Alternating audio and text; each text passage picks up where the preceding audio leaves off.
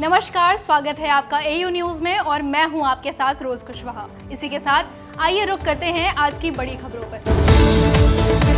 52 साल का सूखा खत्म और 52 रनों से ही महिला क्रिकेट टीम ने जीता विश्व कप। पीएम मोदी ने पटना में किया रोड शो, आरजेडी पर साधा निशाना। इसरो की एक और बड़ी छलांग, सबसे भारी उपग्रह को किया सफलतापूर्वक लॉन्च। नाइजीरिया में हो रही ईसाइयों की हत्या से ट्रंप नाराज, आर्थिक मदद रोकने की दी धमकी।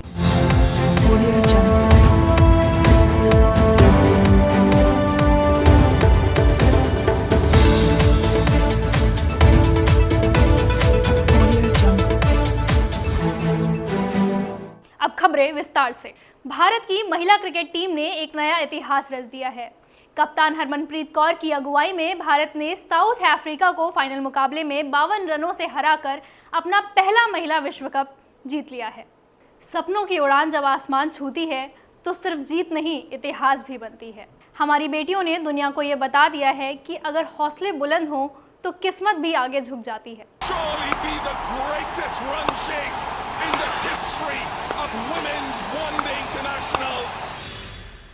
जब भारत की बेटियों ने क्रिकेट का सबसे बड़ा ताज अपने नाम कर लिया, तब नवी मुंबई के डीवाई पाटिल स्टेडियम में भारत का जोश, जुनून और जयघोष गूंज उठा। टीम इंडिया ने इस टूर्नामेंट में कई उतार चढ़ाव देखे, लेकिन अंत में शानदार प्रदर्शन करते हुए इतिहास रच दिया।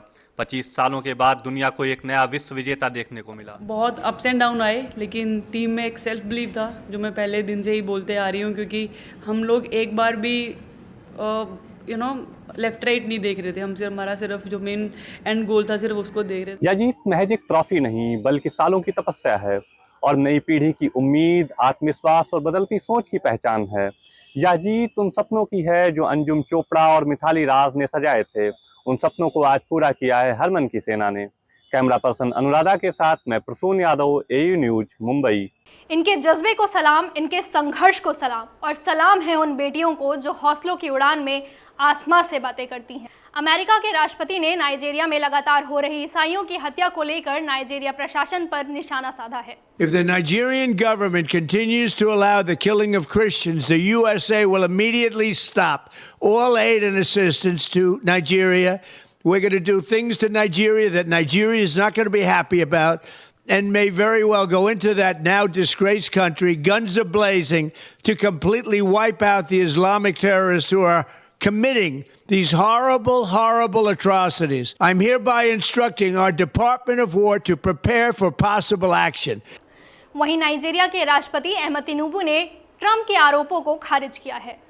तिनुबू का कहना है कि उनकी सरकार देश में धार्मिक स्वतंत्रता की रक्षा के लिए हर संभव प्रयास कर रही है। The task ahead is immense. We are engaging the world diplomatically. I assure all of you that we will defeat terrorism in this country. The task ahead is immense, but it's our resolve to move forward. इस पूरी स्थिति पर विस्तार से बात कर रही हैं हमारी संवाददाता नितिका। राष्ट्रपति ट्रंप की ये चेतावनी कई स्तर पर नाइजीरिया के लिए चिंता बढ़ाने वाली है। पिछले 16 वर्षों में नाइजीरिया इस्लामी आतंकवाद की चपेट में आ गया है। आपको बता दें, बोको हराम यहाँ पे सबसे बड़ा आतंकी संगठन बनकर उभरा है। वर्ष 2019 से इस संगठन ने 75,000 से ज्यादा ईसाइयों की हत्या कर दी है। अब अमेरिका स्वयं को वैश्विक स्तर पर ईसाइयों का सबसे बड़ा रक्षक मानता है। ऐसे में राष्ट्रपति ट्रंप का पेंटागन को सैन्य कार्यवाही के लिए तैयार रहने का निर्देश देना नाइजीरिया के लिए काफी बड़ी चेतावनी मानी जा रही है। वीडियो जर्नलिस्ट प्रसून के साथ मैं Nitika, AU news, Washington DC. ISRO ने भारत की अंतरिक्ष क्षमता को नई ऊंचाइयों पर पहुंचाया है। इसरो ने देश का सबसे भारी संचार उपग्रह सफलतापूर्वक लॉन्च किया, जो नौसेना की ताकत को अंतरिक्ष में कई गुना बढ़ा देगा। 3, 2, 1, 0। LVM-3 ने 5:26 पर 4,410 किलो वजनी स्वदेशी उपग्रह CMS-3 को अंतरिक्ष में भेजा। उड़ान के कुछ ही मिनटों बाद इसरो ने इस मिशन को पूरी तरह सफल घोषित कर दिया। CMS-3 का वजन 4,410 किलो है। यह भारत का सबसे भारी संचार उपग्रह है। इसके प्रक्षेपण से नौसेना के जहाजों को महासागरों में real time high security communication की सुविधा प्राप्त होगी, जिससे समुद्री सीमा की निगरानी और मजबूत होगी। GSLV Mark 3 LVM-3 के नाम से जाना जाता है। यह हर बार एक कहानी लिखता है। CMS-3 जैसा उपग्रह नौसेना के लिए गेम चेंजर है। इससे हमारे जहाज और पनडुब्बियां जो समुद्र के बीच भी एक तरह से तेज, सुरक्षित और भरोसेमंद संचार कर सकेंगी। CMS-3 की सफलता से नौसेना का जो संचार नेटवर्क है वो लगभग 3 गुना अधिक ताकतवर होगा। इसरो ने इस मिशन में एक नया प्रपोल्शन सिस्टम अपनाया है जो उपग्रह की उम्र और क्षमता दोनों बढ़ाएगा। प्रधानमंत्री ने इसे भारत की आत्मनिर्भर स्पेस टेक्नोलॉजी की दिशा में एक बहुत बड़ा कदम बताया है। CMS-3 सिर्फ एक साधारण सैटेलाइट नहीं, यह भारत को समुद्र से लेकर अंतरिक्ष तक मजबूत बनाएगा। आने वाले महीनों में इसरो और भी महत्वपूर्ण मिशन लॉन्च करने वाले हैं जो देश की ताकत को और भी बढ़ाएंगे। मैं अनुराधा गुप्ता, कैमरा पर्सन हर्षित के साथ श्रीहरिकोटा, AE न्यूज। बिहार के मोकामा में दुलारचंद यादव की हत्या के मामले में पुलिस ने JDU प्रत्याशी अनंत सिंह को गिरफ्तार कर लिया है। पुलिस का कहना है कि वारदात के वक्त पूर्व विधायक अनंत सिंह अपने सहयोगी मणिकांत ठाकुर और रंजीत के साथ मौके पर मौजूद थे। तीनों की गिरफ्तारी के बाद पुलिस ने यह जानकारी दी है। अब पुलिस ये पता लगाने की कोशिश कर रही है कि आखिर गोली किसने मारी। मोकामा में जनस्वराज पार्टी के कार्यकर्ता दुलारचंद यादव की हत्या मामले में पुलिस ने अहम दावा किया है। जांच अधिकारियों के मुताबिक वारदात के समय पूर्व विधायक अनंत सिंह और उनके 2 करीबी मणिकांत ठाकुर और रंजीत राम मौके पर मौजूद थे। तीनों की गिरफ्तारी के बाद पुलिस महानिदेशक विनय कुमार ने बताया कि घटना के दिन दोनों प्रत्याशियों के समर्थक आमने सामने आ गए। वाहनों में सवार समर्थकों के बीच झगड़ा इतना बढ़ गया कि पत्थरबाजी और भिड़ंत शुरू हो गई। पुलिस का कहना है यह जांच की जा रही है कि गोलियां किसने चलाई। हथियारों की बरामदगी के बाद फोरेंसिक रिपोर्ट कई सवालों के जवाब दे सकती है। 30 अक्टूबर को जनस्वराज प्रत्याशी पीयूष प्रदर्शी के समर्थन में प्रचार के दौरान दुलारचंद यादव की मौत हुई थी।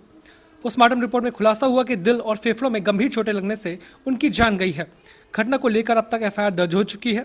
दुलारचंद की पोते की शिकायत पर दर्ज FIR में अनंत सिंह समेत 4 लोगों को नामजद किया गया है। मोकामा की राजनीतिक हत्या अब पुलिस और सियासत दोनों का बड़ा रणक्षेत्र बन चुकी है। जांच में क्या सामने आता है, इस पर सबकी नजरें टिकी हैं। तमाम प्रयासों के बाद भी दिल्ली में प्रदूषण का स्तर कम नहीं हो रहा है। बुधवार को क्लाउड सीडिंग कराई गई जिसका परिणाम भी नकारात्मक दिखा। राजधानी में औसत AQI 316 के पार चला गया और साथ ही शहर के 28 मॉनिटरिंग स्टेशनों का AQI भी 300 के ऊपर ही रहा। हवा में 64% की नमी और गिरता तापमान स्थानीय लोगों के सामने समस्याओं को और बढ़ा रहा है। राजस्थान के फलौदी से एक दर्दनाक हादसे की खबर आई है। रविवार देर शाम सड़क किनारे एक ट्रेलर में टेम्पो ट्रेवलर के टकरा जाने से 16 लोगों की मौके पर ही मौत हो गई। मरने वालों में 14 महिलाएं, एक बच्चा और एक पुरुष शामिल है। हादसे में घायल हुए 5 लोगों में से 3 लोगों की हालत गंभीर बताई जा रही है। बताते हैं कि सभी लोग दर्शन कर वापस लौट रहे थे। राजस्थान के फौलादी में रविवार देर शाम दिल दहला देने वाला हादसा हुआ। कोलायत स्थित कपिल मुनि आश्रम से दर्शन कर लौट रही टेम्पो ट्रेवलर अचानक सड़क किनारे खड़े ट्रेलर में तेज रफ्तार में जा घुसी और मौके पर ही 15 लोगों की मौत हो गई। मृतकों में 13 महिलाएं, एक बच्चा और एक पुरुष शामिल है। घटना मतोड़ा थाना क्षेत्र के भारतमाला हाईवे पर हुई, जहां ट्रेलर चालक भोजन के लिए अपना वाहन सड़क किनारे खड़ा कर गया था। 7 मृतक एक ही परिवार के बताए जा रहे हैं। ट्रेवलर में फंसे घायलों और शवों को निकालने में पुलिस और स्थानीय लोगों को काफी मशक्कत करनी पड़ी। घायलों को तुरंत जोधपुर के मथुरा दास अस्पताल में ले जाया गया। बताया जा रहा है कि घायलों को तेजी से अस्पताल पहुंचाने के लिए ग्रीन कॉरिडोर बनाया गया। मतोड़ा में एक दुखद सड़क दुर्घटना हुई है जिसमें 15 लोगों की दुखद मृत्यु हो गई है। ग्रीन कॉरिडोर बना करके 2 लोगों को यहाँ जोधपुर हॉस्पिटल लाया गया है और जैसी भी परिस्थिति होती है आपको ब्रीफ किया जाएगा। बता दें कि हादसे पर राजस्थान के मुख्यमंत्री भजन लाल शर्मा ने ट्वीट कर दुख जताते हुए जिला प्रशासन के अधिकारियों को घायलों के समुचित उपचार का निर्देश भी दिया। पटना में प्रधानमंत्री नरेंद्र मोदी ने मंगलवार शाम को रोड शो के बाद रैली को संबोधित किया। इस दौरान प्रधानमंत्री नरेंद्र मोदी ने मंच से महागठबंधन पर तीखा हमला बोला। उन्होंने कहा कि बिहार की राजनीति को फिर से डर और दहशत के सहारे चलाने की कोशिश की जा रही है। मोदी ने आरोप लगाया कि कट्टे के दम पर आरजेडी ने मुख्यमंत्री की उम्मीदवारी ली है। पीएम ने कहा कि लोग बिहार को फिर से अराजकता और अपराध के दौर में ले जाना चाहते हैं, जबकि युवाओं की नई पीढ़ी को विकास और स्थिरता की राजनीति चाहिए। साथियों, आरजेडी वालों का एक और गाना है। अब आप देखिए क्या क्या कर रहे हैं, क्या क्या सोच रहे हैं। और मैं तो देशवासियों को कहूंगा, देखिए ये बिहार में जमानत पर जो लोग हैं वो कैसे लोग हैं। उनका क्या गाना है? भैया के आबेदे सत्ता, कट्टा सटा के उठा लेब घरवा से। उनका एक और गाना चल रहा है, मारब सिक्सर के 6 गोली छाती में। यही इनका तौर तरीका है, यही इनका प्लान है। पटना में पीएम मोदी के रोड शो और उनके कड़े बयानों के बाद बिहार की राजनीति और गर्मा गई है। माहौल तेजी से बदल रहा है और सभी दल अगला कदम सोचने में जुट गए हैं। अब नजरें इस बात पर है कि राजद कैसे जवाब देता है। आने वाले दिनों में राजनीतिक बयानबाजी और बढ़ सकती है और बिहार की सियासत का तापमान और ऊपर जाने के संकेत साफ दिखाई दे रहे हैं। कैमरा पर्सन अभिनव के साथ मैं पारसारथी, एयू न्यूज पटना से। इसी के साथ आइए रुक करते हैं आज की बड़ी खबरों पर। 52 साल का सूखा खत्म और 52 रनों से ही महिला क्रिकेट टीम ने जीता विश्व कप। पीएम मोदी ने पटना में किया रोड शो, आरजेडी पर साधा निशाना। इसरो की एक और बड़ी छलांग, सबसे भारी उपग्रह को किया सफलतापूर्वक लॉन्च। नाइजीरिया में हो रही ईसाइयों की हत्या से ट्रंप नाराज, आर्थिक मदद रोकने की दी धमकी।